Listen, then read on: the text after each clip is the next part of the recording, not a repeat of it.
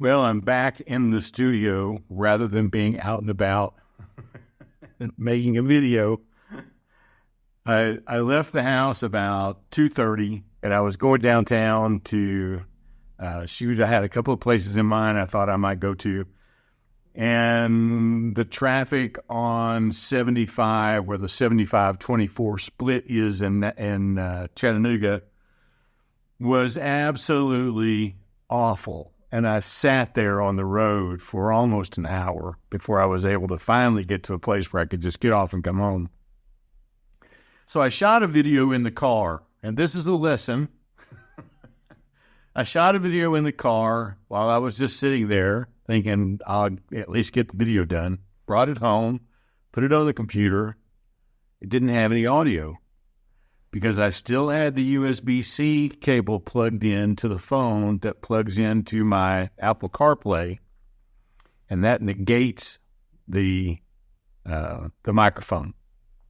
Nothing. So here I am, and I thought, okay, I could go out somewhere and make another last-minute kind of ditch effort to do something, and I thought I really would like to come back into the studio because even though what I'm looking at right now on my screen doesn't look too bad, when I pulled it into DaVinci Resolve in the video that I did about Mr. Blue Sky, when I pulled that into DaVinci Resolve, my face was just, it looked like plastic.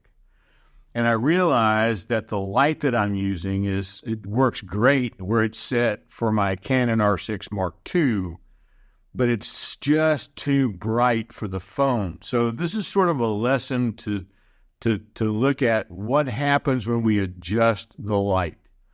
Now I have a globe light, and I have it set at 95%. It doesn't need to be at 95%. So I'm going to stop the video. I'm going to adjust the light, come back, and then I'm going to stop the video and adjust the light again and come back. And we'll see which part looks best filmed on an iPhone 15 Pro Max. All right, so I've cut it down to 85%, and I'm not sure how this is going to look. I don't mind making adjustments in DaVinci Resolve for the light. I underexpose everything in my Canon R6 Mark II videos so that I can sort of lift it up just a little bit. It's easier to lift the shadows than it is to tone down the highlights. So this is at 85%. I'll be right back at another setting. Now, this is at 65%, by the way. When I get these into DaVinci Resolve, I'm not going to do any editing. I want to see what it looks like, the differences along the way, so that you can see yourself what the difference in the light does. One of the things that the iPhone does that I have found is that the color red is often out of kilter with the rest of the color palette. And so when I went in to look at that original video from about Mr. Blue Sky, the wrinkles across my forehead right here were dark red. And nothing I did, if you go back and watch that video, you'll probably notice it. Nothing I did could fix that. I even desaturated my face a little bit, and that still showed up really red. And part of the reason for that is that the light was just too bright. I'm going to stop it and make one more adjustment. All right, now we are at 55%. And I can even tell on the screen, it's lighting my face pretty good and letting everything in the back sort of start to fall off into darkness, which is really the look that you want. You want, if you're going to do something in the studio, you want the things behind you to be dark. Maybe not totally dark, but in shadow more than your face so that you can show up on the screen. And my guess is that I'm going to like 55% pretty well when I pull it into DaVinci Resolve, but we're going to do at least one more adjustment. All right, this is at 45%. I'm not going to go down any lower than that. There are times when people are shooting and their light is at like 10% or 20%.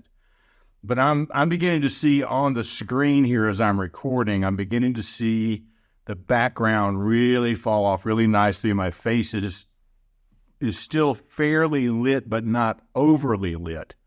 One of the things that you want to have if you're doing something in side, which I rarely ever have when I'm videoing out of my table because I'm not actually using a dedicated light source. But you'll see right here in my eye, you will see what they call the catch light reflection. And you'll see that it's round in my eye because I have a round globe around my light. I'm using an Amarand 60 watt. I'll put a picture of it up here on the screen here before we're done. If you're using a ring light, you're going to see like a little donut of light in your eyes. Or if you're using a square LED light, then the catch light's going to be square. But one of the things that you want to see is you want to see the catch light. Where you don't want to see it is in a big reflection in your glasses that cover up your eyes.